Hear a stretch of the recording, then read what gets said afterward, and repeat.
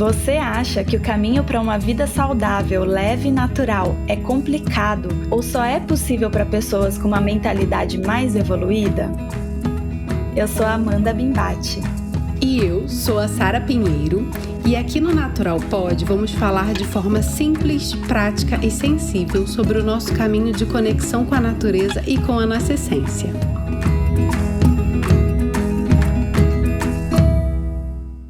Centenas de pessoas passam pela saída do metrô no horário de pico de um dia qualquer. Todos andam com o passo apertado, sem saber exatamente o motivo da pressa. Fugindo sabe-se lá de onde, correndo sei lá para quê. Como ratinhos na rodinha, alimentando a cada giro ansiedade, estresse, prazos inalcançáveis, produtividade tóxica, refeições feitas em modo automático que engole os dias, semanas, meses e anos. Você já assistiu um vídeo em modo acelerado e depois, quando voltou ao modo normal, achou que ele estava em câmera lenta? O slow living pode ser traduzido como vida lenta, mas é só esse retorno à velocidade normal. A Terra continua girando na mesma velocidade. Todo mundo vive as mesmas 24 horas no dia. E se você vive correndo com listas de compromissos intermináveis que não cabem no seu dia, calma. Respira fundo, porque hoje nós vamos falar sobre slow living. Convidamos a Marcela Rodrigues, jornalista e educadora especializada em sustentabilidade, beleza limpa, bem-estar, consumo responsável. Fundadora da plataforma de conteúdo A Naturalíssima, cofundadora da plataforma Limpe, primeira plataforma de pesquisa de substâncias em cosméticos no Brasil. Facilitadora dos cursos Jornada da Beleza Consciente e Beleza Holística. Nessa jornada, estudou design para sustentabilidade, yoga e yoga terapia, Ayurveda, aromaterapia, cosmética artesanal, alimentação consciente e herbalismo, entre outros. Bem-vinda, Marcela! Nós admiramos muito o seu trabalho e estamos muito felizes em receber você aqui. Obrigada, meninas, pelo convite, ainda mais para falar sobre esse assunto que parece tão simples, mas é tão profundo, e parabéns pelo podcast. Ai, obrigada. Esse é um tema muito amplo, né? Ele cabe em todas as áreas da nossa vida. Você consegue definir de uma forma simples o slow living para quem nunca ouviu falar do tema? É um movimento global, né? Que ele é definido basicamente ali dentro de uma caixinha de rótulo como uma vida mais lenta.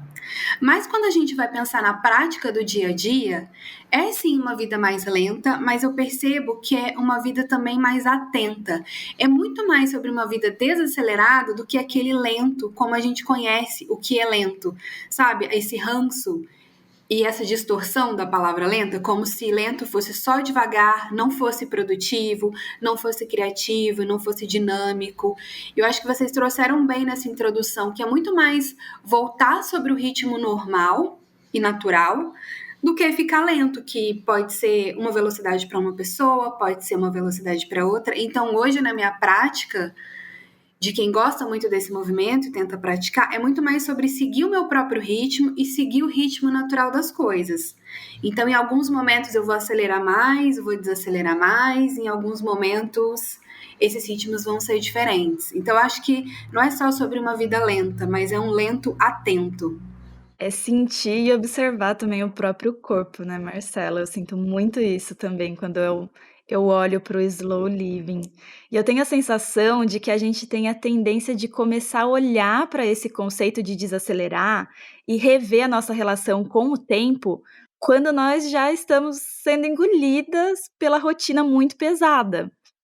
Então, conta um pouquinho pra gente de como você conheceu esse estilo de vida e você decidiu começar uma transição para uma vida mais devagar, mais slow. Antes de começar lá do começo, é curioso eu falar desse assunto agora, porque já tem um tempo que às vezes eu até paro de falar um pouco de slow living, slow beauty, slow food, etc., porque eu fico me sentindo culpada de falar sobre isso.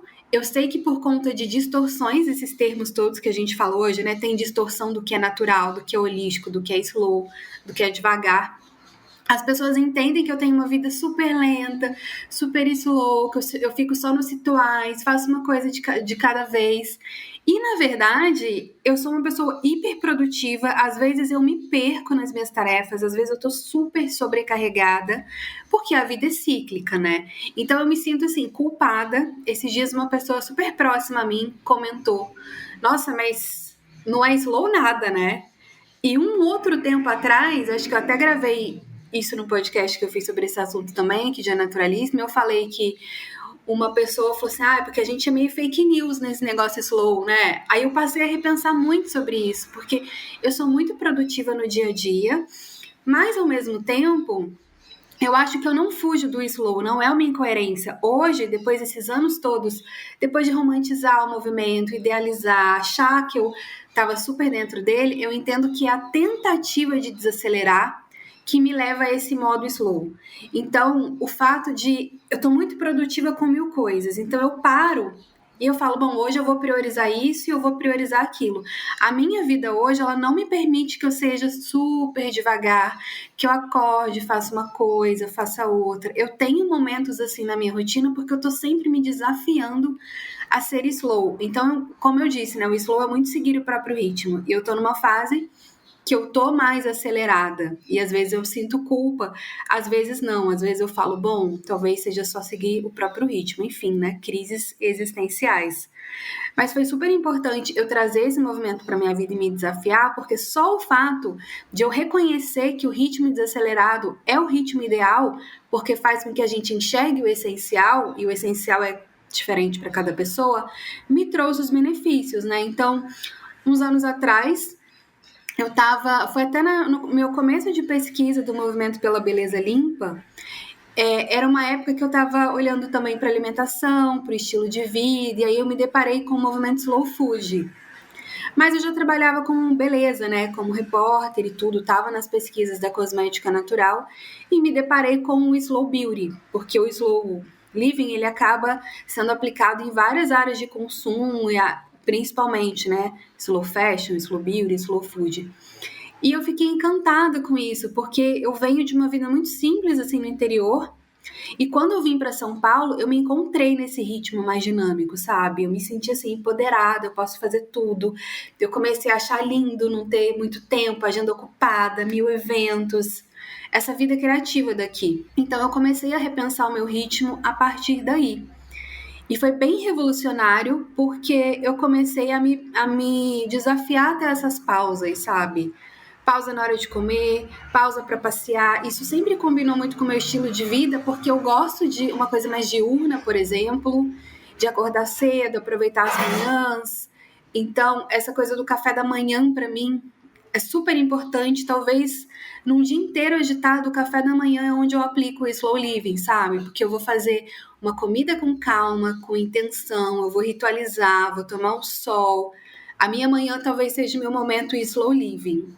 E nesse tempo inteiro eu fui oscilando, né, em momentos muito loucos, tipo, quase ter um burnout, e momentos muito tranquilos, mas eu acho que, assim como eu falo que não existe vida sustentável perfeita, talvez nesse mundo de hoje, principalmente para quem é autônomo, quem é mulher, tô me tornando mãe e tudo, não vou conseguir chegar no modo slow perfeito, mas eu acho que conforme eu vou aplicando ele nos momentos que eu priorizo, já é o bastante, sabe? A vida real, né? Não adianta ficar romantizando tudo.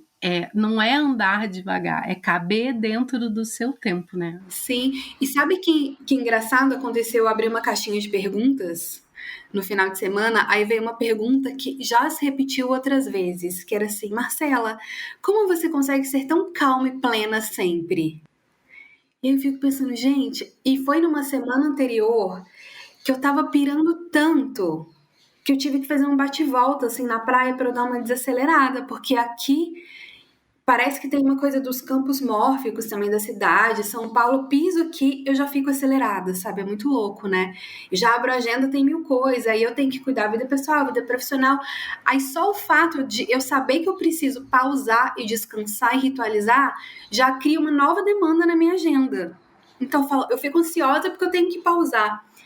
E aí eu fiquei pensando o quanto que às vezes a gente cria essa expectativa também, né? Mas dessa culpa eu já me livrei, porque como eu falei, A gente tem que tentar entender um pouco mais o significado por trás das palavras, né? Saber que cada um vai ter um ritmo, vai ter uma realidade. E aquilo, redes sociais são recortes, né? Então, na minha maneira offline aqui de ser, quando eu tô muito atolada, eu tô frustrada, triste, com raiva, qualquer coisa, eu fico muito introspectiva. É o meu jeito de ser, talvez por isso eu tenha conexão com o movimento. Então, no online vai ser a mesma coisa. Quando eu apareço, é porque eu tô num momento mais pleno, eu não vou aparecer chorando, agitada.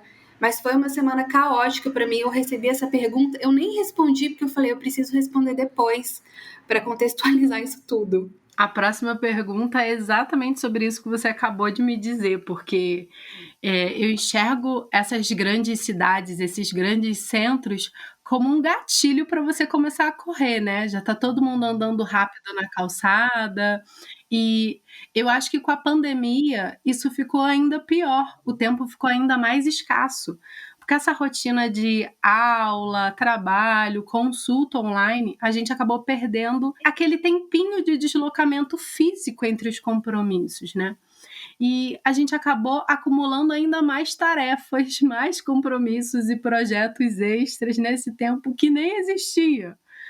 Esse imediatismo das compras online, de entrega extremamente rápida, comida, carro de aplicativo, isso acabou deixando a gente cada vez mais imediatista, né? E aí, como que faz para respeitar o nosso tempo, vivendo em um mundo que parece que está tudo te empurrando para ter uma vida corrida, uma vida com pressa? Nossa, eu acho que tem um ponto crucial aí para a gente praticar o slow living, para além dessa coisa lenta, que hoje eu descobri que não é literalmente uma vida lenta, porque eu não conseguiria ter, por exemplo, é estar atento. Então, estar com atenção plena. A atenção plena, né, que hoje em dia todo mundo conhece como mindfulness, etc., ela faz com que a gente perceba o que é essencial, com que a gente ressignifique o tempo das coisas, com que a gente foque no momento presente, que a gente entenda que o passado passou, o futuro ainda não veio, vamos focar no agora. Só que também eu acho que é o pilar mais crucial e desafiador dessa história toda. Então, até eu que já falo tanto do slow, né, fico com essa fama da plenitude que eu falo que me faz sentir culpada, incoerente às vezes, eu me pego irritada porque eu peço um Uber que vai demorar 12 minutos. O que são 12 minutos? Por quê, né? A gente está acostumado a 3 minutos. E quando era táxi? Eu sempre usei muito transporte público aqui em São Paulo. Então, e quando é metrô? Esses dias a bateria do meu fone de ouvido acabou e eu comecei... Não é que deu uma ansiedade no sentido da patologia, mas eu comecei a ficar ansiosa porque eu falei, nossa, eu vou ter que ficar 30 minutos aqui dentro do metrô sem ouvir uma música, sabe? Aí já me deu vontade de parar e comprar um chocolate. Então, eu acho que esses gatilhos, eles estão à nossa volta o tempo inteiro. Desde as pequenas coisas, né? Você pede uma comida e tá demorando e você se irrita. Aqui em São Paulo tem uma coisa da pontualidade também, que quando eu cheguei aqui, eu me mudei para cá uns 11 anos atrás, eu ficava chocada, assim, eu ia para os eventos muito pontuais, eventos de jornalismo, de lançamento, e atrasavam 40 minutos. Mas o ser humano, ele se adapta muito fácil, né? Então, hoje, para mim, o que é quase natural fazer, mas eu evito? Eu já saio de casa atrasada porque eu sei que vão atrasar. Então, no fim, a gente vai co-criando essa vida super acelerada. Então, eu relaciono muito o movimento Slow Living como um pilar importante da vida mais sustentável, porque além dessa relação com ressignificar o consumo, né? Porque o problema não é o consumo, é o consumismo. Esse imediatismo de querer tudo tem muito a ver também com essa visão de mundo imediatista e muito rotulada do que é sucesso, por exemplo. Então a gente entende que é legal esse movimento, o próprio ritmo, desacelerar, porque enxerga o essencial. Ok, entendi aqui na minha mente. Mas aí à minha volta, as pessoas que me rodeiam, o meu trabalho e tudo mais, têm um entendimento, uma visão de mundo do que é sucesso diferente da minha. Então, o que é sucesso? Números, muitas pessoas, agenda corrida, reconhecimento, mídia, principalmente números, né? Quando a gente fala de redes sociais que domina tudo, e isso não casa. Então, cria, eu acho que é um outro gatilho. E quando a gente quer ter uma vida mais consciente e sustentável, é um mundo novo. A gente vive muito em cima do muro, né? Com essa muleta do equilíbrio, né? Eu vivo isso também, eu reconheço isso. Mas se a gente não faz essa transição para o novo mundo, entende que sucesso não é isso, a gente nunca vai conseguir ser slow. Porque eu tô aqui reconhecendo que o desacelerar é importante. Mas às vezes bate a ansiedade, nossa, hoje é tal dia, tinha que ter feito tal conteúdo. Nossa, tem que fazer isso. Aí tá tudo bem com o meu trabalho. Aí vem uma pessoa e fala, nossa, mas você tá estagnada, ou você tá isso. E aí o tempo inteiro a gente tá sendo bombardeado com uma visão de mundo muito diferente da nossa, e é difícil às vezes essa resiliência de seguir um caminho, né? Então os gatilhos, assim, são desde os mais práticos até em questões de paradigma. Então, acho que o mundo que a gente vive, ele sempre vai ser acelerado enquanto não mudar esse paradigma de visão de mundo mesmo. E as pessoas vão falar de slow e de tudo e não vão praticar, sabe? Porque tem que quebrar outros paradigmas, assim, o que é sucesso, o que é o ritmo natural, o que é o lento, o que é o consumo, a relação com as pessoas, né? Então não adianta eu querer ser toda devagar, ritualizar e tal, se eu não consigo dar bom dia para o meu vizinho no elevador porque eu tô corrida. Marcela, para mim, um dos ambientes mais desafiadores para a prática do slow é o ambiente de trabalho. Essa ideia, né, além desses paradigmas do sucesso, dessas visões, a ideia também de que nós mulheres somos boas fazendo várias coisas ao mesmo tempo, a pressão de ser produtiva o tempo todo.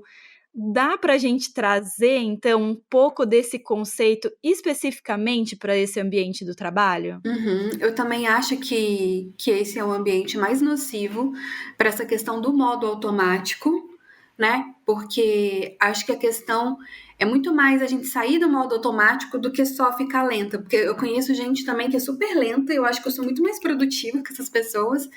E eu tô enxergando elas super no modo automático, que é estar na rodinha do hamster, sabe? Que é, por exemplo, não pausar para refletir, não ter o senso crítico, não questionar. Então, eu acho que uma forma de trazer é a gente ter essa atenção plena e tá sempre questionando, sabe? Será que esse é o meu ritmo? Ou será que eu tô seguindo o ritmo de outra pessoa? No ambiente de trabalho é muito desafiador, porque às vezes a gente tem que seguir um ritmo coletivo, né? Mas aí também é aquela história, como que a gente vai co-criar esse ritmo novo? Sabe? Talvez seja o desacelerar esteja muito incluindo a questão do dizer não para algumas coisas, do dizer sim, da gente saber a hora de parar, a hora de começar, a hora de desacelerar. Eu trabalho de casa já há algum tempo, então é muito desafiador para mim também. E eu acho que a atenção plena, assim, é um fator super importante, porque a gente está tão acelerado que eu acho que um dos problemas do mercado de trabalho, principalmente no corporativo, ouvindo amigos, assim, que ainda continuam, é até essa falta de escuta, sabe? Você não escuta o outro, você não coloca foco no seu trabalho às vezes, ou aquele foco só de correr. E isso tem a ver com esse modo acelerado automático da sociedade também. E aí fica todo mundo entrando em burnout, e aí vai para terapia e sabe que tem certos ajustes que a gente poderia fazer. Aí só quando entra no burnout, aí larga tudo, porque isso virou também um lugar comum das pessoas admirarem, né? Nossa, a pessoa quase pirou e agora criou um novo negócio, propósito.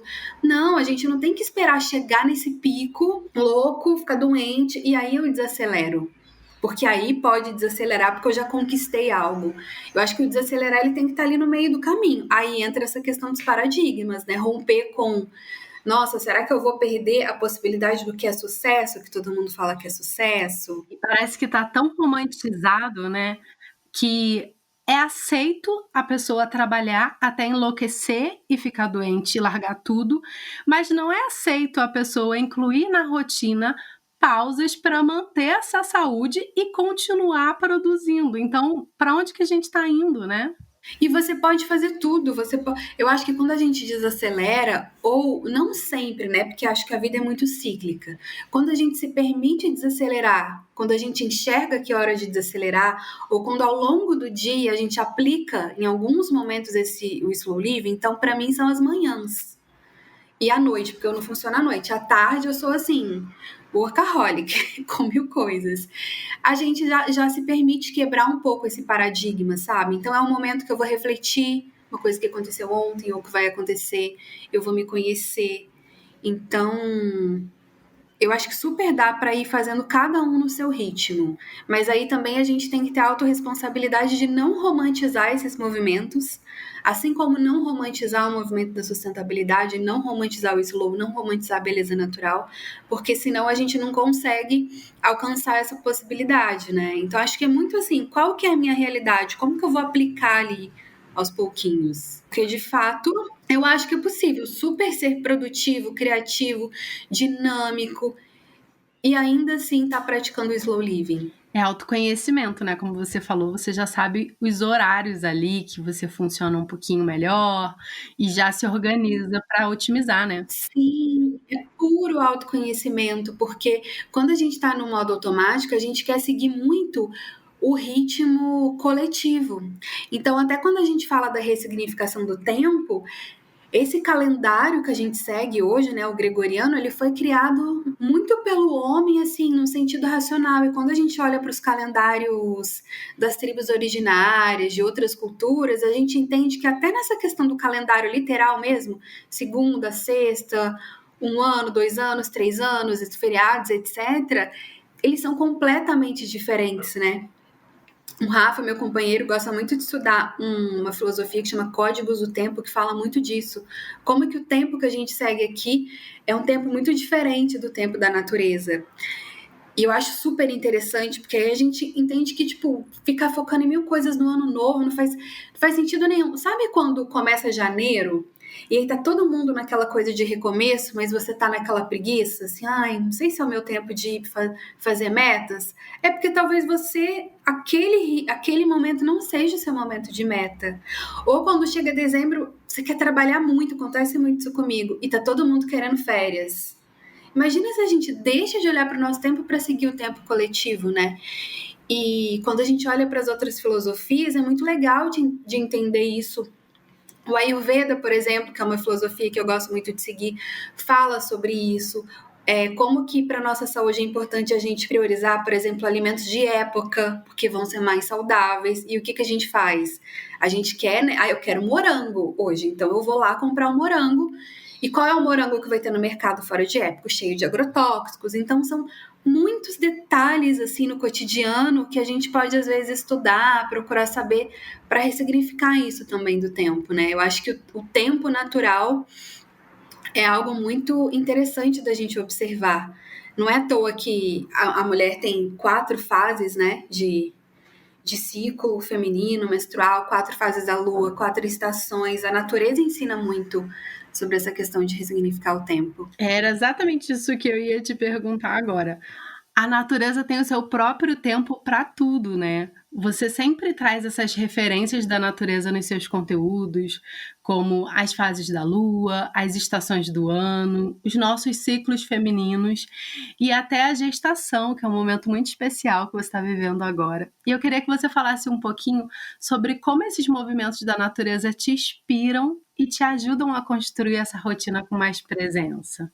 Eu me empolguei e acabei respondendo parte disso tudo, né? Porque realmente são referências para mim, assim, esses estudos de ancestralidade, de outras filosofias, outras culturas, tudo que está relacionado à natureza, então o herbalismo, a Ayurveda, até a antroposofia, que é uma coisa nova que eu tenho mergulhado muito.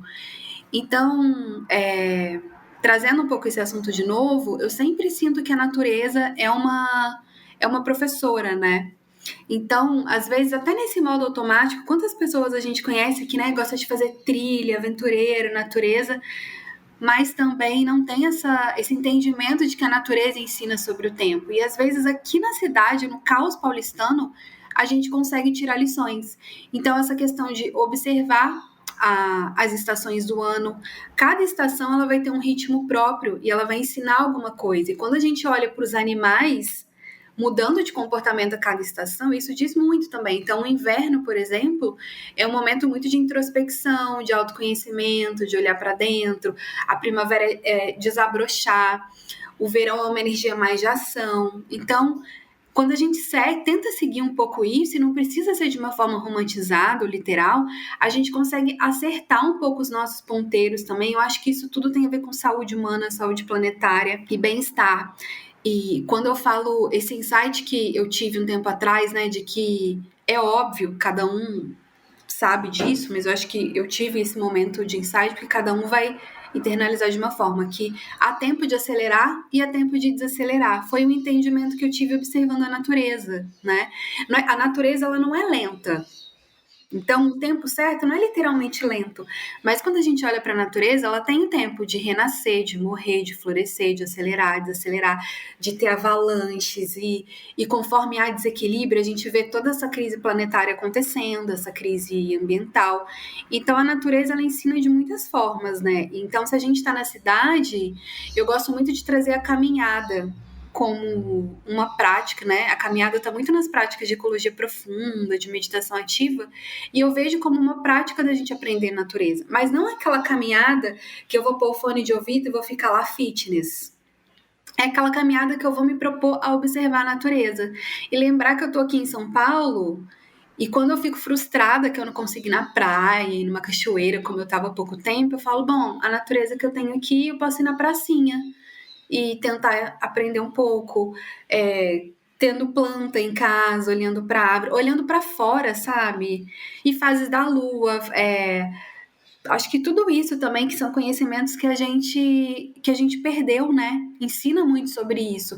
Eu acho que esse modo acelerado é uma epidemia da nossa sociedade. Tem até um filósofo que eu sempre cito quando eu vou falar de slow living, que é o Bayo Akomolafe, se eu não me engano. Eu até anotei aqui porque eu tinha dado um branco do nome dele. Mas ele fala algo como: os tempos são urgentes, precisamos desacelerar, ou precisamos ir devagar. Então ele traz essa ideia de que a gente tem sim esse senso de urgência de mudar o que está acontecendo, porque está tudo caótico, a gente não pode ficar tipo, ai, estou desacelerado, vou deixar a vida e toda essa crise passar. Mas é tudo tão urgente que a gente precisa desacelerar para entender o que é o essencial, né? Nossa, Marcela, te ouvindo falar, me veio em mente um episódio, assim, que eu já me peguei fazendo várias vezes, e é muito maravilhoso olhar para isso e entender como é o tempo da natureza mesmo. Eu tenho um cachorrinho chamado Degrau, e ele, no inverno, ele sempre fica muito quietinho. E até, mesmo quando não tá no inverno, mas em dias muito frios, quando chega uma frente fria, algo nesse sentido, ele fica muito quietinho, ele fica deitado o dia inteiro. E no começo eu estranhei um pouco, falei: "Nossa, mas o cachorro não levanta, o cachorro não anda". Não, ele fica muito quietinho. E eu já me peguei por várias vezes falando: "Ah, seu cachorrinho preguiçoso, em dia de frio você não levanta". Não é preguiçoso, ele tá no tempo dele, é o tempo natural dele. E olha isso, né, como a nossa mentalidade tá nesse ciclo vicioso mesmo da correria, da agitação que a gente quer produzir o tempo todo. Sim, a Sara comentou da minha gestação, né? Uma coisa que eu percebi lá no comecinho. E foi super complicado também, porque eu descobri que eu estava grávida bem no comecinho de janeiro. Eu estava fazendo as primeiras entregas do Baralho de Rituais, que é um projeto que eu tenho que tem muito a ver com essa história da vida mais desacelerada e intencional. Então eu estava animada, assim, fechando caixa, fazendo pedido, criando conteúdo. E eu me senti extremamente letárgica. O único sintoma atípico que eu tive na gravidez, que agora eu tô de 8 meses, foi muito sono. Então eu fiquei janeiro, fevereiro e março, assim, os primeiros meses do ano, né, que você põe metas e tudo, eu fiquei muito sonolenta. E eu ficava brigando comigo mesma às vezes, porque eu falava, nossa, eu preciso fazer tal coisa, eu preciso tirar tal coisa do papel, e eu não rendia. Até que eu me rendi àquele ritmo. Mas olha só que incoerente, né? Eu falo tanto do slow, de respeitar o ritmo, mas eu demorei a reconhecer que era porque eu estava gastando muita energia com uma outra questão no meu corpo e eu precisava aceitar aquilo. Então, passou os primeiros 4 meses, eu entrei num modo completamente produtivo, que em vários momentos eu ficava, nossa, será que eu não tenho que estar mais desacelerada agora na gestação? Aí vinha o lado racional. Não, mas é melhor eu desacelerar quando o meu bebê nascer, então é melhor eu correr agora. Mas será que é melhor eu correr agora? Eu me senti culpa por conta dessa história de acelerar e desacelerar a gestação inteira. Até que eu me coloquei que esse mês, agora o último mês, mesmo eu tendo 1000 coisas, eu vou desacelerar para depois eu não me arrepender. Então, às vezes, a gente não tem as respostas sobre essa coisa do ritmo próprio também, sabe? Porque a gente fica muito no racional, quer ouvir o corpo, mas aí, né, a gente tem uma vida real. O que vai ser o melhor para aquele momento? sendo que eu vou desacelerar mais depois, às vezes. É difícil, às vezes, criar esse contexto também. Por isso que o autoconhecimento eu acho que é uma ponte importante nisso. O entendimento do equilíbrio, ele não é tão simples assim, né, a gente começa a trazer ele muito forte com o autoconhecimento, mas mesmo a gente já se conhecendo, tem horas que a gente ainda se pega ali, não sei se você fica. Porque eu acho que a gente se auto-sabota um pouco com essa história do equilíbrio, sabe? Então, todo mundo pode usar o equilíbrio como justificativa para tudo na vida, para fazer coisas boas e ruins. E às vezes a gente faz isso inconscientemente. Então, esse período para mim foi. Tinha horas que eu falava, nossa, eu tô indo pelo racional ou eu tô ouvindo o meu corpo, que eu tenho que tá muito produtiva. Eu falei, agora em agosto eu vou sossegar. Mesmo parece que eu entrei no modo automático de fazer para eu esperar desacelerar só depois do meu parto. E agora eu tô sentindo que o meu corpo tá pedindo para eu desacelerar antes do que eu tinha previsto. E aí eu tô com 1000 coisas para entregar, né? Como que eu vou fazer?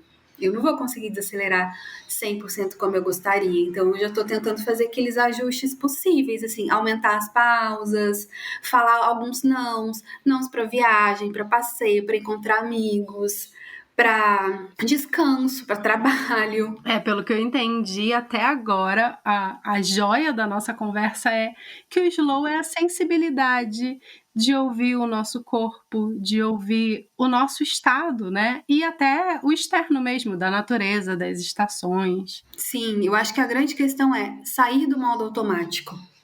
Se você é uma pessoa que vai desacelerar de forma mais lenta ou mais rápida, não importa, né? Porque às vezes eu conheço pessoas que são muito assim desaceleradas. Eu fico pensando como eu me sinto até acelerada perto de algumas pessoas. E eu olho para outras, eu me sinto lenta. Então, no final das contas, é a gente botar muita atenção no momento presente, né? E lembrando que a vida é cíclica. Marcela, muito obrigada pela nossa conversa. E você tem alguma dica para quem está precisando mudar o estilo de vida e não sabe por onde começar? Eu acho que contato com a natureza, tentar olhar mais para a natureza, não importa onde essa pessoa esteja, se é em São Paulo, se é no interior, se é na montanha, né?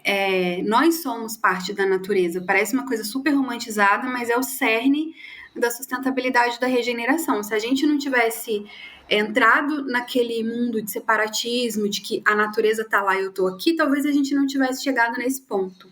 Então, olhar para a natureza para aprender sobre o tempo. Meditar é uma prática tão simples e acessível que eu acho que faz com que a gente olhe para nós mesmos também e ajude muito a gente a ajustar o nosso tempo. E algo que eu falo muito também, eu tenho um manifesto aqui no meu trabalho com a Naturalíssima, tenho 2, que é o renaturalizar é preciso, porque a gente tem que renaturalizar tudo, na minha opinião, o tempo, a relação com as coisas, com as pessoas, e o mais rituais, menos coisas. Porque nesse processo de transição, como a Sara me perguntou lá no começo, eu trouxe muito a questão do ritualizar para me ajudar a ajustar o meu tempo. Então, quando eu acordo e eu vou tomar um solzinho aqui no meu sofá, dentro de um mini apartamento, eu tô ritualizando e já tô me permitindo pausar, mesmo que eu tenha muitas coisas para fazer. Então, começar o dia com algum ritual, meditando, fazendo uma oração, tomando um solzinho ou caminhando, eu acho que ajuda a gente a ajustar o tempo ao longo do dia, sabe? Melhor do que pular da cama e falar, à noite eu vou relaxar. Então, acho que começar o dia se propondo uma pausa, qualquer que seja, eu acho que é um bom caminho, assim, de começo. Marcela, onde a gente pode te encontrar nas redes sociais? Bom, eu tenho uma plataforma que eu chamo de plataforma de conteúdo e educação A Naturalíssima, que tem um site, anaturalissima.com.br. Lá tem alguns artigos, matérias um pouco mais atemporais sobre estilo de vida consciente. No Instagram, A Naturalíssima, onde eu tenho um tema carro-chefe que é a beleza limpa, a beleza sustentável, mas que é muito pautada pelo Slow Beauty também. E tem um podcast A Naturalíssima, então é bem fácil de me achar como A Naturalíssima. Amanda, onde a gente pode te encontrar nas redes sociais? Você pode me encontrar no Instagram como Rotina Orgânica, no TikTok também. Também temos um blog, onde tem vários conteúdos, tem vários textos, onde eu converso tanto sobre autocuidado natural, agora estou envolvendo bastante o tema também de negócios regenerativos, o tema de regeneração está muito forte, muito presente aqui para mim. Então esses são os meus canais. E vocês podem me encontrar no Instagram como Sara Pinheiro ou no TikTok como Sara Pinhe. Muito obrigada a você que nos escutou até aqui. E para ser notificada de novos episódios, é só se inscrever no seu tocador de podcast favorito. Agora, se você tiver sugestões de pauta e comentários sobre o programa, entre em contato com a gente através do e-mail e das nossas redes sociais, que estão aqui embaixo na descrição. Nos encontramos no próximo episódio. Até mais!